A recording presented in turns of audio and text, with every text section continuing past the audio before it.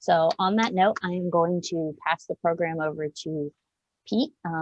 He and Elsa are uh, work for the Bee and Butterfly Habitat Fund, and they are going to help you as landowners understand what this program is. So go ahead, Pete. Thank you, Danny. And really, before we start, I want to just reiterate a little bit of what Danny was saying and thank her and the SWCB for the great partnership of co-hosting this webinar series. This is the third and final one that we'll be doing in January. And from my perspective, what a great way to start the morning, and absolutely love chatting with all of you here today. So with that, we're going to get going, and I will start the webinar with just a little bit of an introduction about who I am and where I'm speaking to you from today. This is a photo of my lovely wife and I as we conduct a prescribed burn on our native prairie. I'm coming to you today from central Nebraska, right in the middle of the beautiful Luss Hills of central Nebraska. Our property is located here in central Nebraska, and this area is kind of an even split between row crop production and rangeland, and this is a little bit of an aerial view of our farm. I'm an amateur beekeeper, have a lot of passion about pollinators and their habitat and their health, but what I really am at my core is I'm a wildlife biologist that has spent my career working on trying to get highly diverse habitat out onto the landscape that looks like this. And I suspect somewhere for the folks that are all on the call today, that's a little bit of what your interest is how can we get a little bit more on the landscape that looks like this? So Elsa was one of the panelists. She will be talking to you and coming to you a little bit later. This is a picture of Elsa and I on a project, Bee and Butterfly Habitat Fund project, which I'll be chatting about a little bit later in the presentation. And we anticipate that you're going to have lots of questions. Elsa is going to moderate those questions, summarize them, and ask a number of them at the end. As Danny mentioned, you'll use the Q&A function that's on the bottom of your screen. And when you put a question in there, please give us your name and your location and phrase your question kind of like this: Bob from Columbus, Ohio, and then this is Bob's question based on the presentation today. And that's what Elsa will use to kind of summarize and group questions and that sort of thing today. So before we get going into the presentation, I guess I just want to say that we have a really, really wide ranging audience in today's webinar.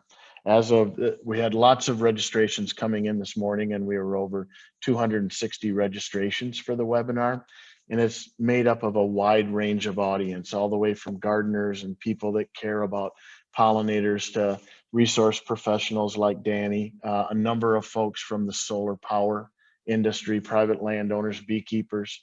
So that's a really wide range, and we're going to give a wide ranging conversation today when we talk about pollinator habitat and how things will work. Before I get too far into things, I want to give you like 3 or 4 foundational thoughts that we kind of approach things with in this webinar. And the first is that I think we have a really unique moment in time right now where the public has a raised understanding and level of concern about pollinators and pollinator health. And that's represented in a number of ways. Here's an article from the New York Times talking about monarch butterflies. This raised level of understanding and concern gives us a unique moment in time where a lot of people are interested in making a difference. That's pretty special. The next thing is that when we talk about pollinator habitat, this is probably kind of what everybody thinks of and what everybody wants. This kind of gorgeous flowering meadow. Perhaps it's like the calendar in your office when you flip it to the month of July and you see this gorgeous flowering meadow. That's what a lot of people think of pollinator habitat as. And we can get there, but we have to get there kind of strategically with a number of steps. And that's a lot of what we're going to talk about on today's webinar. The next kind of foundational thought to relay to you before we start is that not all pollinator habitat is created equal. Just because a plant is flowering doesn't necessarily mean that it has great or high pollinator value. So we're going to talk about how to design pollinator habitat to get the best results, because it's really, really important. The next foundational thought is that the status quo won't get it done. And what I mean by that is, if we try to approach pollinator health and habitat using the exact same tools that we've been using for the last decade or two, we will not be successful. Here's an example of what I mean. Here's a slide that shows the estimated overwintering monarch butterfly population in Mexico each year. And the red line that's popping up in that shows what the national population goal is for that species. Well, we've been below that goal for about 20 years. We've come close a couple times, but we haven't been above it in quite a long time. If we try to solve this problem using the same tools and methods that we've been using, we're not going to be successful. And that's where this entity called the Bee and Butterfly Habitat Fund takes a little bit of a different approach that I'll talk about in this webinar. And we do that through establishing what we refer to as next gen habitat projects.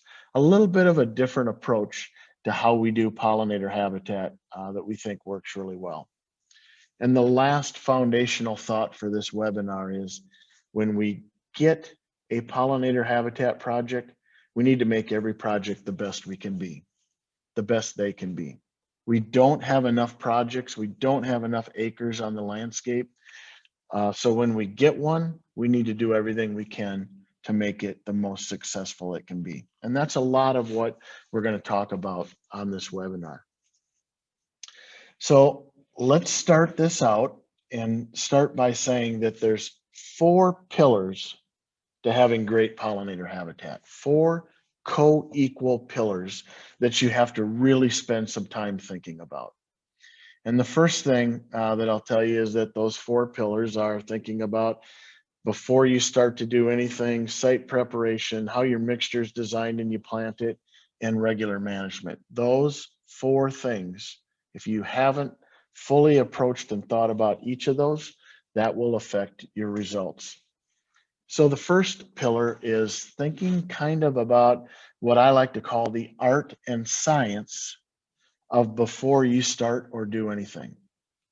And the first thing that I want to tell you is that because we have such a wide-ranging audience on here and such a wide range of things that we're going to talk about, that we're not going to be able to get into really granular recommendations and guidance for you today.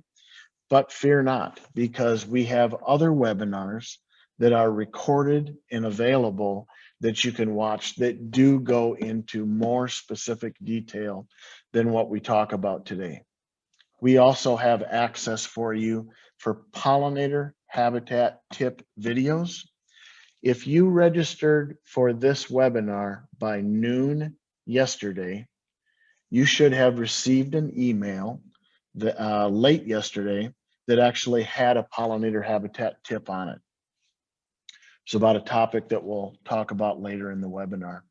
Anytime in this webinar, when you see a photo pop up and this little camera icon shows up in there, that means that that specific topic that we're chatting about has a pollinator habitat tip developed for that specific subject.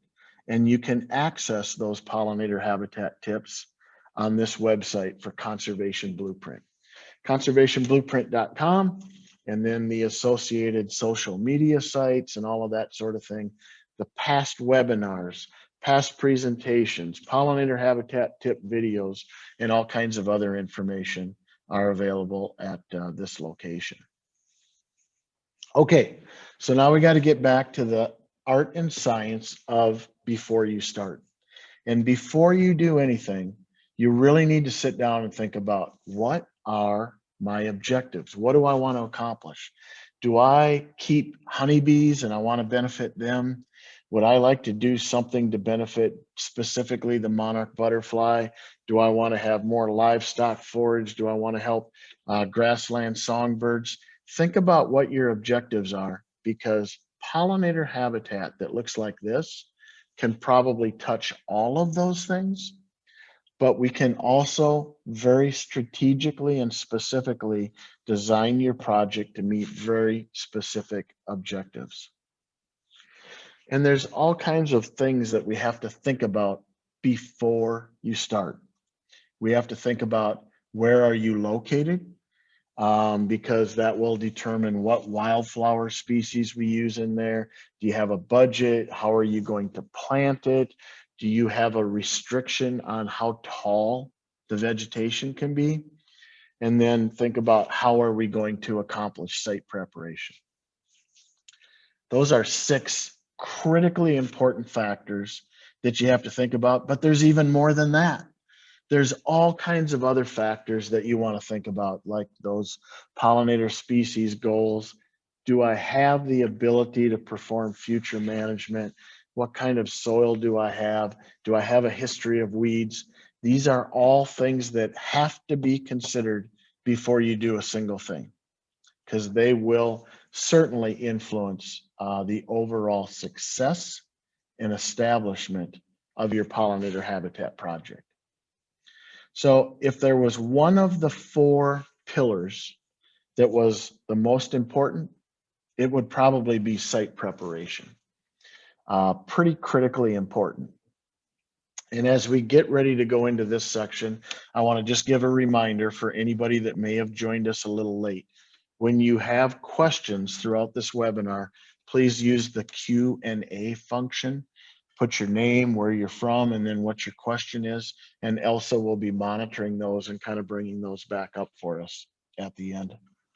So as biologists that are working on pollinator habitat, Elsa and I probably work on projects that are currently in existing grass and want to become pollinator habitat, excuse me, pollinator habitat most commonly.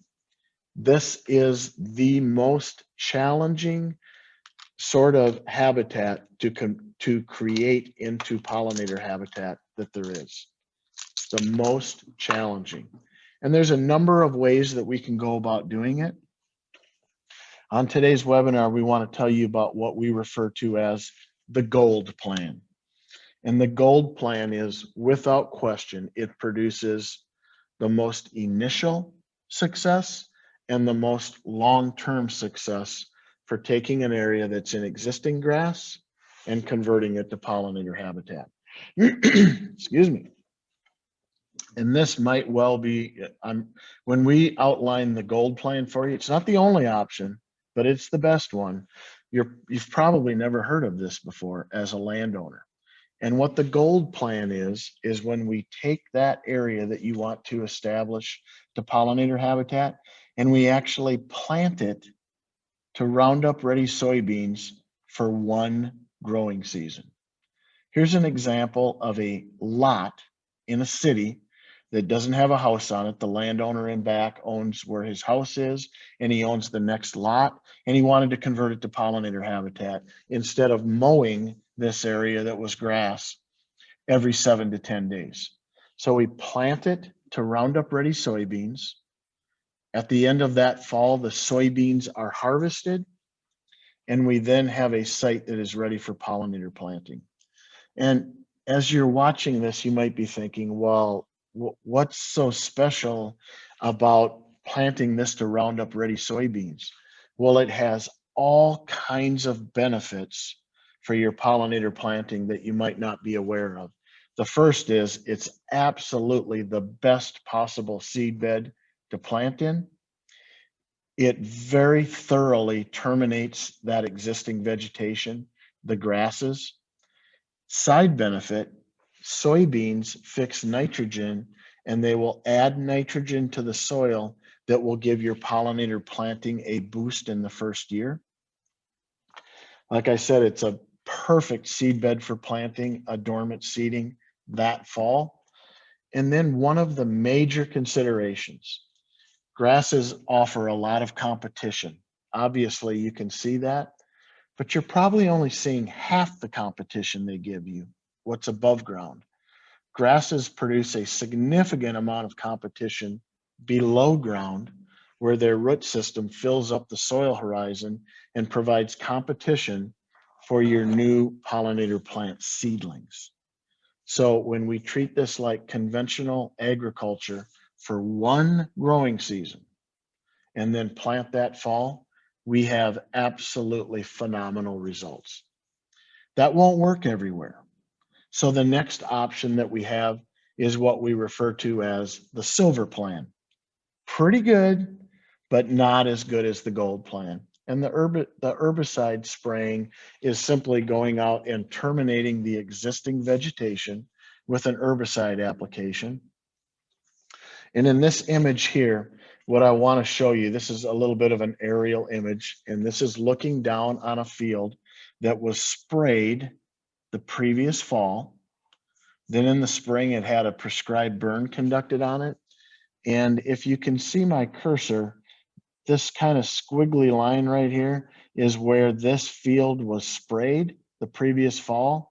And you can see grasses greening up and growing on the right side.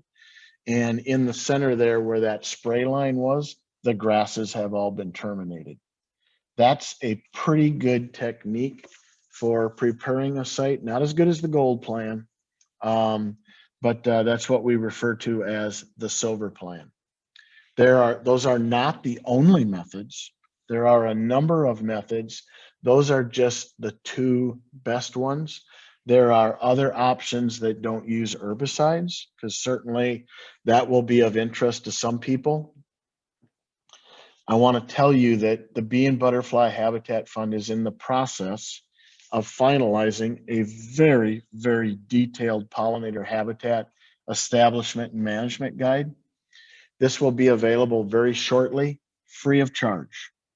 Will be available on our website as a PDF that you can download. This document will give you step-by-step guidance in all of these processes, and it will actually talk quite a bit about the non-herbicide options that are available to you. And they really come down to three primary tools that you have: solarization, tillage, or the use of cover crops. And then just know that non-herbicide options are available, but every one of them is going to take a much longer timeline to get the site fully prepared. And it could be 2 to 4 years of site preparation to really have it prepared to be a successful pollinator planting. If your pollinator planting were going into a site that was former crop ground, in this example, we're planting it into corn stubble, it's really important that we look at what herbicides were used in the previous year, because some of them come with an 18-month residual effect. And that herbicide that was used last year in this planting would be doing its job by preventing your pollinator planting from establishing and growing. In this pollinator habitat establishment and management guide that I've just referenced, we'll go into great detail about this and give you examples of herbicides that would have an impact. So the third pillar is your seed mixture and how you're going to plant it. And one of the really important things that I want to chat about that I think very often gets missed is planting depth. How deep in the ground do you plant your seed? And in this photo, we're using a no-till grass drill to plant it. Every no-till grass drill out there was built and designed to plant grass. Grasses are appropriately planted at 1/4 to 1/2 of an inch deep. For our pollinator plantings, that could often be too deep. Here's what I mean. In this image, I have up here 5 different seeds from 5 different pollinator plant species that range from some of our milkweeds all the way down to slender beard's tongue. The number underneath the picture of the seed is how many of those seeds it takes to weigh 1 pound. So for smooth milkweed, 70,000 seeds weighs a pound. For slender beard's tongue, it's 10.8 million seeds make a pound. The seed is literally smaller than a grain of salt. So here's what you want to know about this. The appropriate planting depth for any seed is 2 times the diameter of the seed. So in this example, if Canada milk vetch, prairie gentian, or slender beard's tongue are planted at 1/4 to 1/2 of an inch deep, they're likely never going to show up in your planting. Planting depth is critically important. And if you think about how Mother Nature does it, many of those seeds are designed to be laid right on the top of the ground. Look at this snowfall and the seeds laying on top of the snow. That's how Mother Nature plans to reinvigorate that plant back into this planting. And Mother Nature probably has it figured out pretty good. Here's one of our images that have a camera in the corner there. That means we have a pollinator habitat tip that talks about how high diversity equals high quality. Here's what I mean. Don't worry about all the names in here, because what we're trying to show you from this slide is the research that has documented the more plant species that you include in your seed mixture, the more pollinator species, in this case wild bees, native bees, you will benefit. More different plant species benefits more different native bee species. Higher quality habitat. Here's another thing, and again, you don't have to worry about kind of the imagery in here. I just want you to know that next gen habitat projects are all designed with a specific set of tools. And when you look at the seed mixtures that we use, there's a couple of really, really important factors. And this is how you want to make sure you're getting your pollinator seed mixtures, that you're looking at the number of seeds per square foot. Pounds don't mean anything. Pounds per acre really means nothing. Remember the milkweed versus the slender beard's tongue and the size of the seed? It's all about how many seeds will be planted per square foot. And in this example, it's over 35 seeds that will germinate and grow in 1 square foot of ground.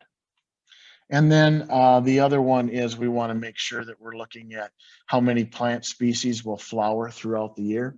We want to make sure we have plants that are flowering from the beginning of the year all the way to the end of the year. And for the Bee and Butterfly Habitat Fund, we have a calculator that produces a pollinator score for every mixture we use that ranges from 0 to 5. So this seed mixture scored a 4.42, which is a very high value. I would encourage you not to use canned pollinator seed mixtures. Just going someplace that says, yep, we have a pollinator seed mixture, here you go. Because it doesn't consider all the important factors of your project.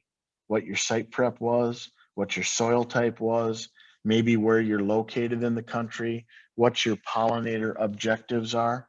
You're way better off to have a seed mixture designed for your project. All right, the 4th pillar is regular maintenance. There's nothing that we can do where we plant something, walk away from it, and we always have great habitat. That's not the way it works. So we need to think about doing a little bit of management each and every year. Now, if you were registered for this webinar by noon yesterday, you should have received an email with a video pollinator habitat tip in it. If that doesn't ring a bell, look in your junk email box, because you should have received one that talks about this right here. This is a photo of a habitat project that has, with time, started to become dominated by grasses. The grasses have become dominant and are now out competing the forbs that we want for great pollinator and wildlife benefit. So in this example, we conducted a prescribed burn in the spring. And then when the grasses were, 5 to 6 inches tall, we followed that up with a herbicide spraying called clethodim that impacts just the grasses. And in this pollinator habitat tip, we then followed that project throughout the entire year, documenting what it looked like. And later in the growing season, that same year, this field looked like this.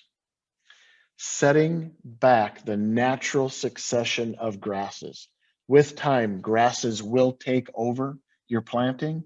This is an example of a management activity that can be done that will produce great outcomes for you. So please look for that habitat tip. And if you didn't get it, we'll sign you up for it again. In the first year of your planting, it's almost guaranteed you're going to need to perform some mowing. This photo that I'm showing you right here shows you exactly how not to perform your mowing. In this photo, just about everything is being done wrong. The first thing is their mowing height is wrong. In this example, they're mowing it very low. For a pollinator planting in your first year, you want to begin mowing when the vegetation is thigh high, and you want to mow it to calf high. So when the vegetation is 20 to 25 inches tall, mow it to about 15 inches tall. And in the first year, you may actually need to mow it probably twice. So the main thing is we want to start mowing before the vegetation gets so tall that you'll create a mulch. You may have to mow twice. I'm going to back this up and take a look at this. So look at this photo. Number one, they let the vegetation get too tall before they started mowing. You can see the mulch that vegetation is creating that could smother your new pollinator seedlings. They're mowing it too short, so they waited too long. So mowing is a great activity, certainly for year one, possibly for year two, but we need to make sure that we're doing it right. And here's an example of a first year pollinator planting that had lots of annual grasses show up. That's okay, that's kind of expected, but we need to control them. And this was done by mowing this planting at a height of 15 inches. That's the proper height. Okay, the next thing is, let's plan for management when we establish your project. In this example, this is what's called a green fire break that was planted. So if we want to burn the cover, the pollinator planting on the left side of the screen and not what is on the right side of the screen, this green fire break will help us to control our fire. And again, we have a pollinator habitat tip just about this subject.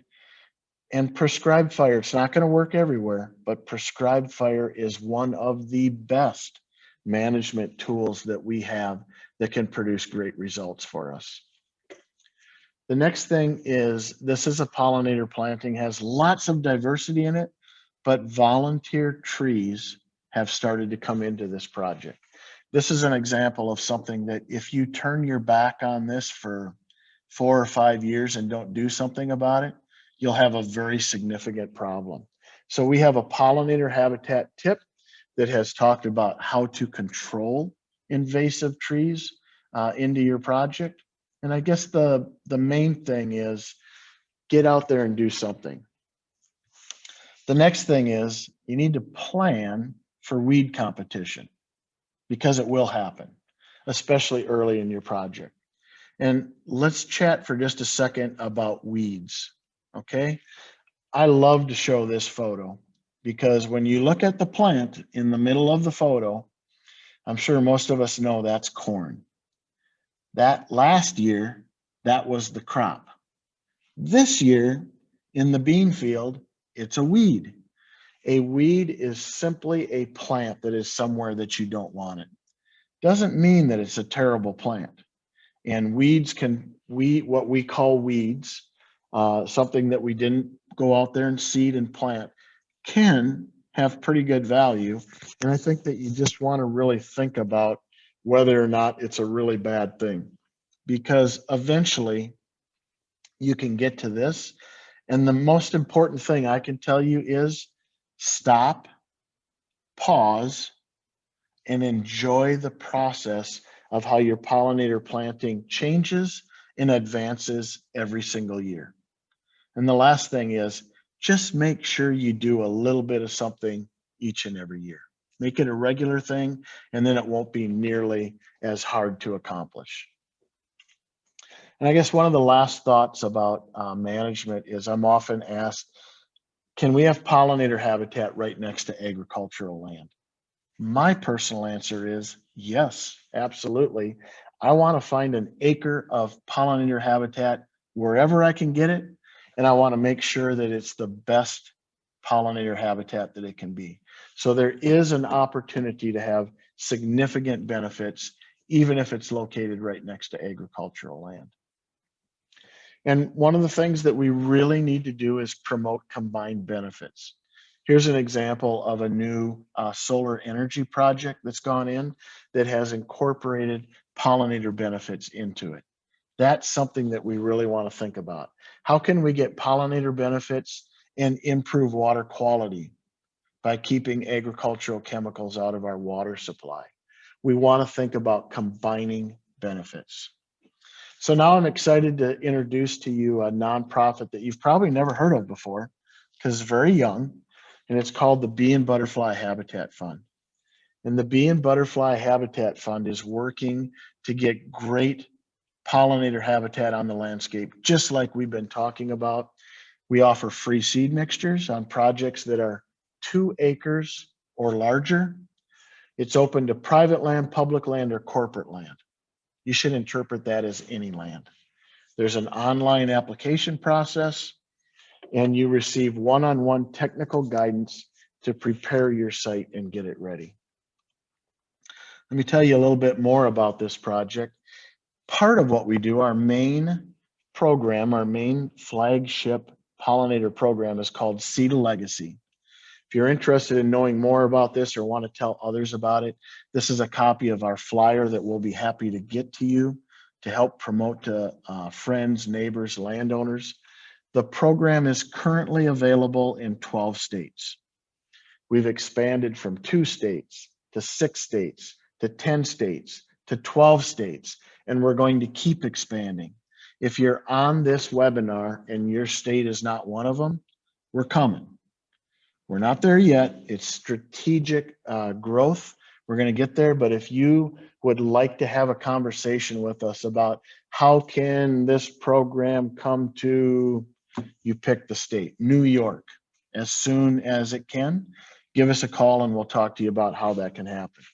These 12 states were selected because of their critical importance to commercial beekeeping and the beekeeping industry, and its critical importance to the Eastern monarch butterfly population recovery plan.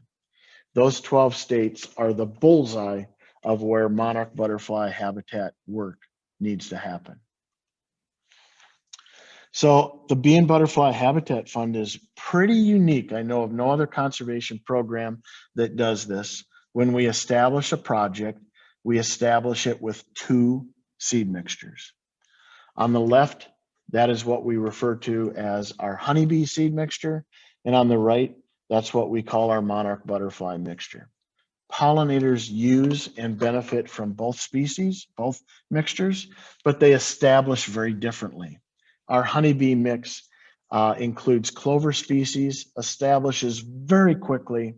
In just 2 to 3 months, it looks like that.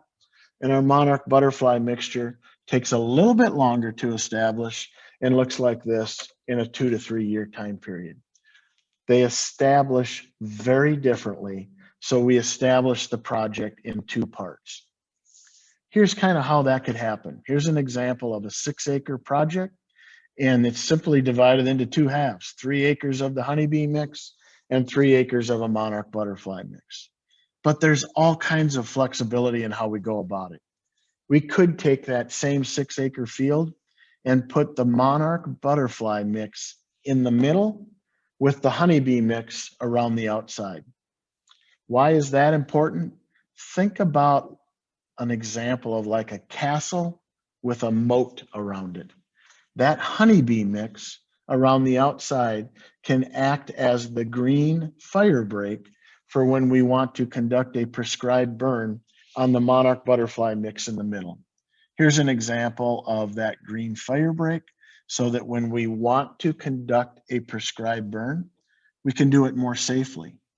What a great example of how we can flexibly work with you to design a project. If you're listening and you say, well, boy, I have 1 acre, but I don't have 2 acres. What about if you have 1 acre and across the fence, your neighbor has another acre that they would like to do something? We'll work with you to consider that one project in a way to make sure that we get to that minimum of 2 acres we have. We try to find a reason to say yes to doing a project if it can have a great pollinator outcome. That combination of honeybee and monarch butterfly mixtures gives us the opportunity to work really, really well with the solar industry. If you think about solar panels in a project like this, we cannot have the pollinator vegetation grow taller than the lower height of that panel. We can't have the pollinator habitat growing taller than the lower height of the panel. Well, our honeybee mix works really, really well. Here's a real world project that we worked on where we planted our honeybee mix underneath the solar array and the monarch butterfly mix on the outside of the array, but inside the project fence.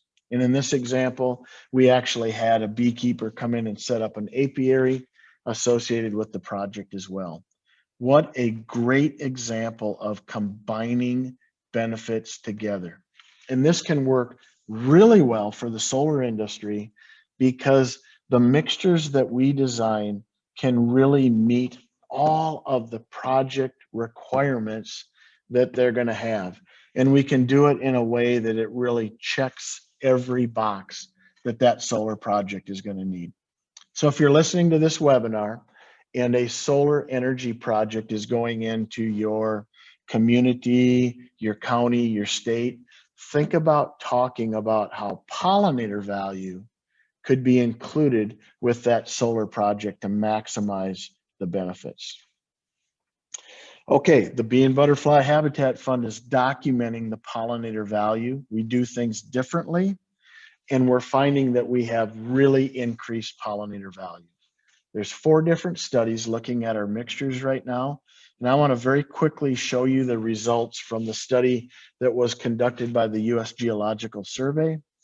And in that study, they looked at all the pollinator options that were on the landscape: roadsides, pastures, grasslands, National Wildlife Refuge, State Wildlife Management Area, the Conservation Reserve Program, and then the Bee and Butterfly Habitat Fund seed mixtures.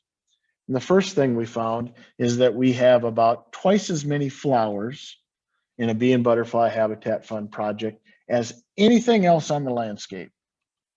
We found that honeybees benefited about 3 times as much than anything else on the landscape. And something that I'm really excited about, 8 times the native bee use in our seeding mixtures versus everything else on the landscape. Great results. And here's an example of a set of landowners that followed our gold plan. And this photo was taken 15 months after they planted it. Next gen habitat projects, better results, better establishment, better pollinator results, so that we can put together and design seed mixtures that can benefit all kinds of objectives. And we can do it all with habitat that looks like this. That is exciting and great news. And just as you're thinking about this, there are lots of opportunities that can work with the Bee and Butterfly Habitat Fund. All kinds of entities and project types and things that can happen. Think about this list. We have projects with the Columbus Zoo, city parks, solar energy, wastewater treatment plants that have grass areas around them, and they're mowing them every 10 days, and we're converting them to pollinator habitat. And yes, we've even established pollinator habitat at prisons. So take a look at this list and think about, in the community where you live, what's on this list that could potentially be a partner with the Bee and Butterfly Habitat Fund. Okay, 6 minutes left for my talk, and I want to go through and give you my final thought. And my final thought is that pollinators, their habitat and health needs are a unique glue that can connect all kinds of things. Habitat that looks like this, and specifically next gen habitat projects, have the opportunity to benefit and influence a long list of things that are important to a lot of people. I've already talked about it today, but certainly monarch butterflies, we need to make sure that this most iconically recognized insect in the country remains around for the next set of generations. Commercial beekeeping, or just beekeeping like I am, an amateur beekeeper, is really struggling. Right now, we're seeing 40% annual honeybee hive losses on an annual basis. That's not sustainable. One of the things that we can do to help address those concerns is to have high quality pollinator habitat available to honeybees, as well as native bees and butterflies and all kinds of critters. Think about food sustainability and the growing interest in this country in buying products that are organic, range-free, grass-fed, all of those sorts of things. Pollinator habitat can be a very important component to the recipe of delivering food sustainability. Grassland songbirds. Here's something that probably most people on this webinar may not have realized or thought about. This suite of species, grassland songbirds, have experienced 80 to 95% population declines in the last 40 years.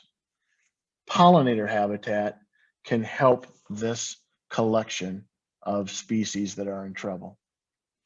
Renewable energy, I've already talked about it quite a bit, but I'm really excited about the renewable energy projects that are happening in the country and the opportunity to get pollinator habitat included in solar energy projects in a fashion that works with every single objective of solar energy in a cost-effective manner that produces multiple benefits. Remember, if there's a solar energy project going in at your school, on your farm, in your community, in your county, in your state, raise your hand and ask, hey, can we get pollinator habitat benefits included in that project?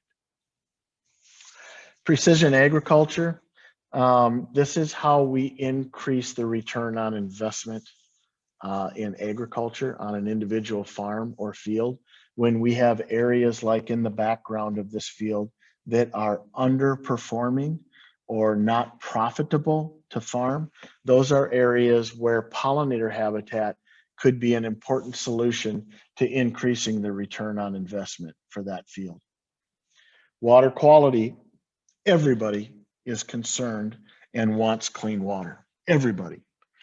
Pollinator habitat can play a really important role in making sure that we have clean water energy, clean water available for the next generations.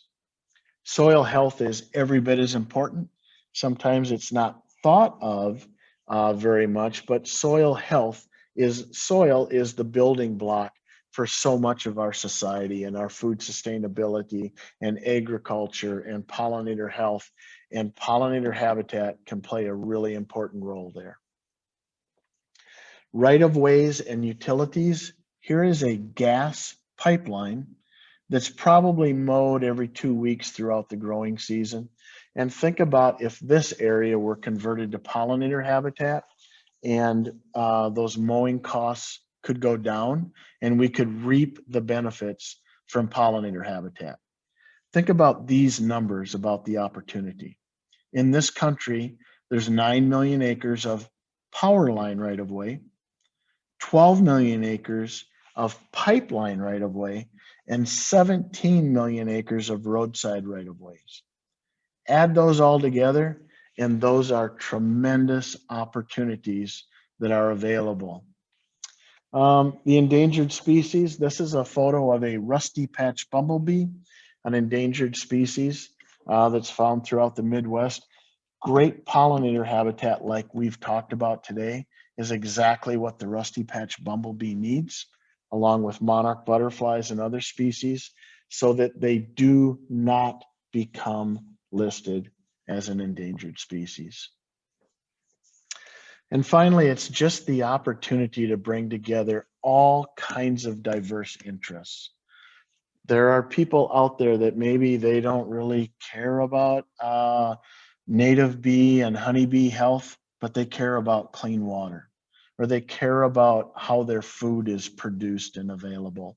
Pollinator habitat can bring together this huge swath of our nation's folks and bring them together in a way that produces great value. So in closing, a reminder, this pollinator habitat establishment and management guide will be available soon. Please watch for it. It's going to have a lot of great information in it that will give you very detailed step-by-step guidance on all of the things that we've talked about today. So if you're on this webinar and you're saying, well, I wonder what I can do, here's a couple options. First thing is go to the Bee and Butterfly Habitat Fund website and give the gift of habitat.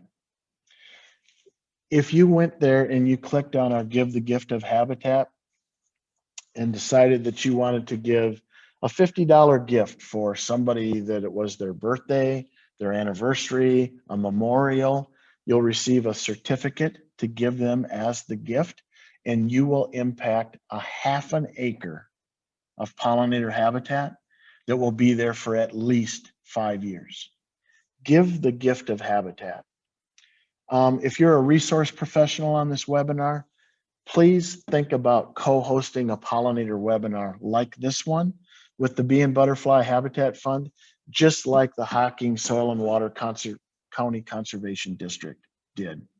That SWCD has co-hosted 3 webinars. This is the 3rd one. You're on it today. Let's do another one, and we would love to co-host one with you. If you have people that would be interested in learning about the Seed a Legacy program, we'll give you those flyers. And then like and follow us on social media. We're on all of the platforms. And this is what we're doing. We're getting great pollinator habitat out there. Follow our pollinator habitat tips. Follow us on social media. And I'm going to now turn this over to Elsa. Remember, we're going to use the Q&A function and how you ask your questions. Elsa will be summarizing these for us. And here is our contact information.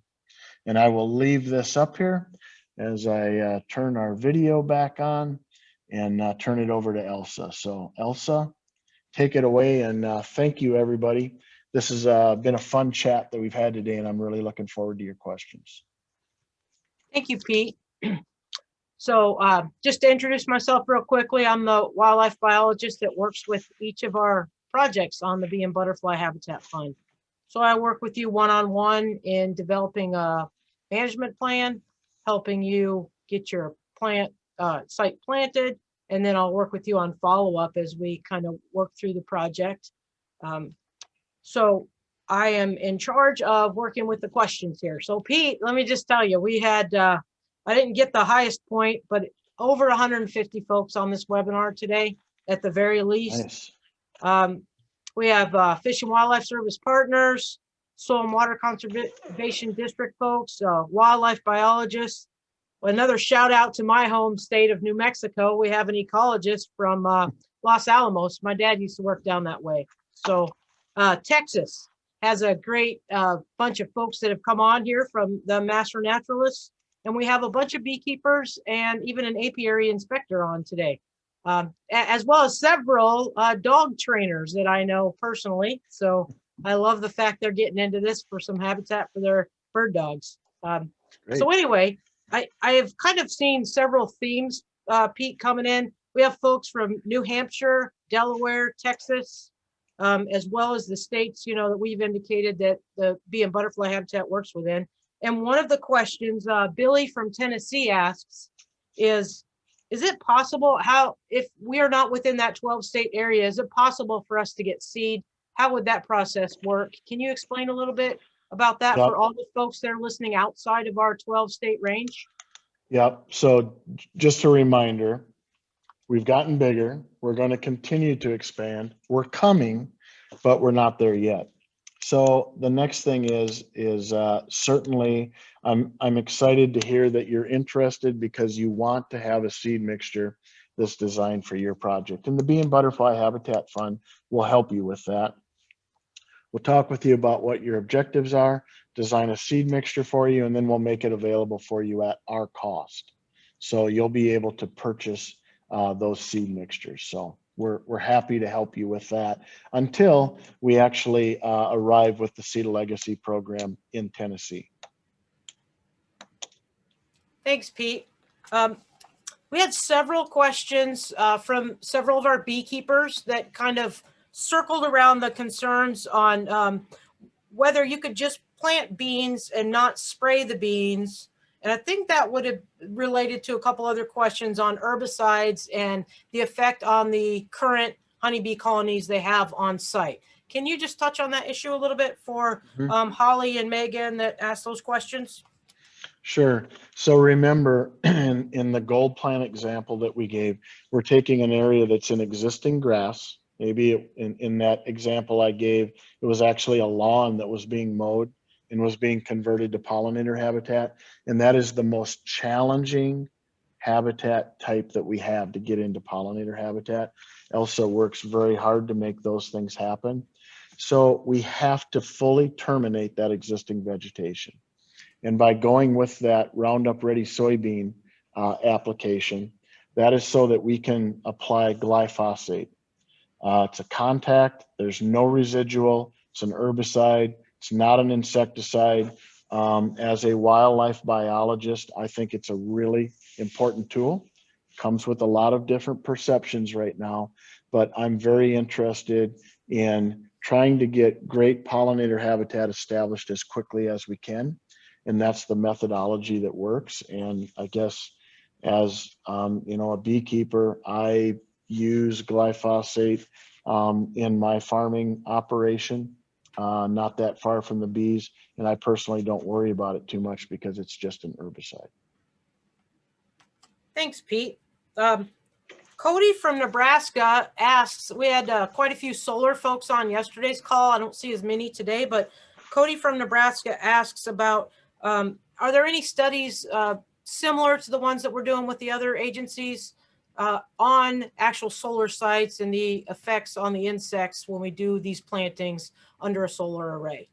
Yep. So the answer is yes, but the study is just starting. So the Bee and Butterfly Habitat Fund is part of a really exciting study with the Department of Energy and the University of Illinois in Chicago, where we are providing the pollinator seed mixtures on multiple solar projects that are part of this multiple year study that's going to be looking at pollinator benefits associated with the pollinator habitat.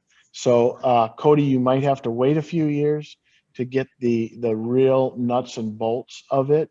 But there are studies out there, and we're really excited to be part of that one because it's a very major study funded by the Department of Energy. Thanks, Pete. I have questions about size. We've got, I'm trying to slide through here. Lynn, who manages 400 acres of native prairie, and introduced old world grasses for cattle forage.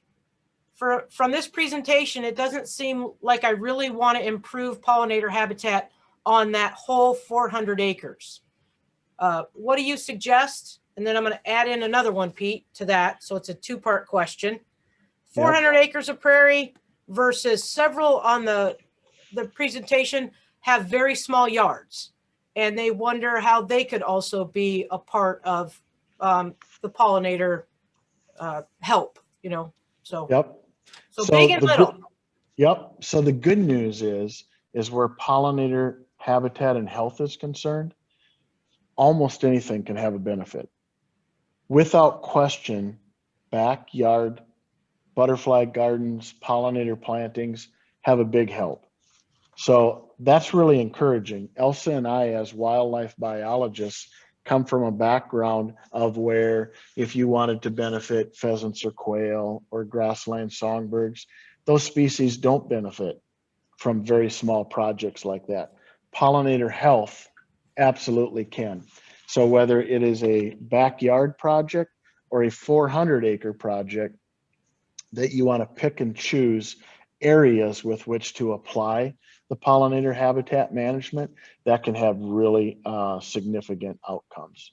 So for the, the first part of the question, the 400-acre project, I would encourage, looking at what the goals and objectives are. Pillar number one of the 4 pillars, what are the goals and objectives? Then looking specifically at that project and identifying areas that would likely have a really strong pollinator outcome and performing either management or new plantings or whatever the activity is on just those selected spots to kind of see how things work. Right, Pete, we have one of our cooperators that we've worked with in the past from South Dakota, Brian, is asking if we've had luck getting USDA to adopt the seed mixtures into CRP programs. I know that's a question that we get a lot. CRP equip programs. How does our seed mix work with some of those programs, and what are we doing in the cases where it doesn't work? Yeah, so it's complicated, so I'm not going to be able to give a full answer. And I might ask Danny to jump in on the end of my answer here. I'm not going to be able to give a full answer because it's complicated, but I'll give this example. In our monarch butterfly mix, one of our design guidelines is that we have a minimum, no less than 40, that's 40, wildflower species in the mix. And more likely, it's probably like 60 or 65. Well, I'll try to answer the question this way. All 65 of those wildflower species are adapted and work in that area, but USDA has what are called seeding specifications. And in the seeding specifications, they'll list the plant species that you can use in a CRP planting. If some of our 65 species, which grow in that area, are adapted to the area and naturally occur, but they're not on the USDA list, then all of a sudden that is a little bit of a conflicting problem. So there's, in every state, there's literally tens of thousands of plants that grow in that state, but the state with the most species listed, the best it is that I know of, is Iowa, with 320 plant species listed. And then some USDA seeding specifications have as few as 40 or 50 plants that can be used. Well, if you only have 40 or 50 plants that you can use in a mixture, and we have a minimum of 65 in there, we're obviously going to have some that can't be used. And so those result in things that have to be worked out. And they have been worked out in some areas. So it can work, but it's complicated. And Danny, do you want to add anything to that? Yeah, like Pete said, it is very complicated. The one thing I would encourage you to do is reach out to your Natural Resource Conservation Service district conservationist, because any of these programs, it is ultimately up to the district conservationist on whether the seed mix that you present as a landowner will be accepted or not. We've had, at least here in Hocking County, we've had it where Some of them, they just need, the district conservationist says, well, you know, this species shouldn't be used due to this. And so he works very closely with the landowner in order to try to find a seed mixture that will work. We do have a landowner here in Hocking County who did establish Bee and Butterfly Habitat Fund, and the seed mixture was approved by our district conservationist. But again, it's complicated, and it's kind of a case-by-case basis. Work with that district conservationist and your local conservationist in order to establish this habitat. Thank you, Danny. So Pete, I know we're getting close to the top of the hour, but I have one more question that just came in here. We're not going to be able to get to all the questions here. So I encourage you, if we did not get to your question, please shoot us an email. Our emails are there on the you can see it on the screen right now. So please send us an email. And so here's the question that I have, the last one we're going to finish off with. Andrew from Ohio says he's a program director at a summer camp, 500 acres with 5 to 10 mixed grass acres with weeds, wildflowers, and existing milkweed. Is there a way to keep the existing pollinator species present and add to it without starting fresh on the site? And that's one I want you to answer, Pete, because I get that from so many of our cooperators that would like to interseed a project. Yep. So the answer is yes, and it comes with some buts. And I'll start out with the answer of saying yes, also stating that every set of recommendations, and this is what Elsa does every single day. She gives you the one-on-one technical guidance. She is our expert that works on that. That technical guidance needs to be built based on your specific project. So with what I'm hearing from, was it Andrew? Is that Yes, right? from Ohio. Yep, from Ohio. What I'm hearing from Actually, Andrew from Hocking County. Oh, great. Perfect. Even better, local. Yep.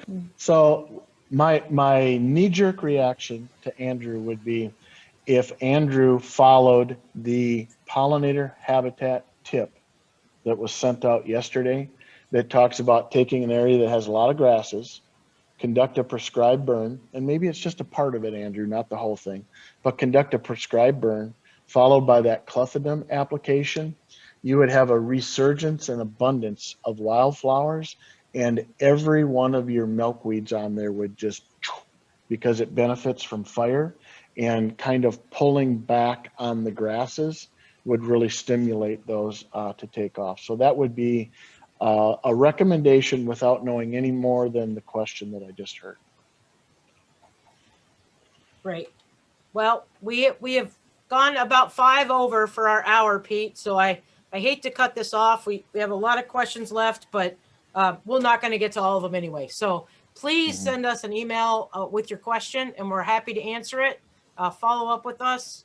And Pete, I'll let you finish off. And so a couple of thoughts. One, this is being recorded. We'll have it posted in a couple of weeks. And we just can't thank Danny and the SWCD enough for helping co-host this. So Danny, I'll let you take us out. And Pete, real quick, that will be posted on the Bee and Butterfly Habitat Fund.org, correct? And Conservation Blueprint. And Conservation Blueprint. Okay. Because Yep. we have had several questions about that, where it would be found. Yep. But I really want to say thank you to Pete and Elsa for working with our Soil and Water on reaching all the different landowners. We had so many different states that joined in today. And, you know, it's management, it has to be done in baby steps is the way I tell landowners a lot of times. So just work with your local groups. And I'm pretty sure at one point I saw 161 people on this call today. So just work with your local soil and water, your local conservation groups, and together we can all get this done.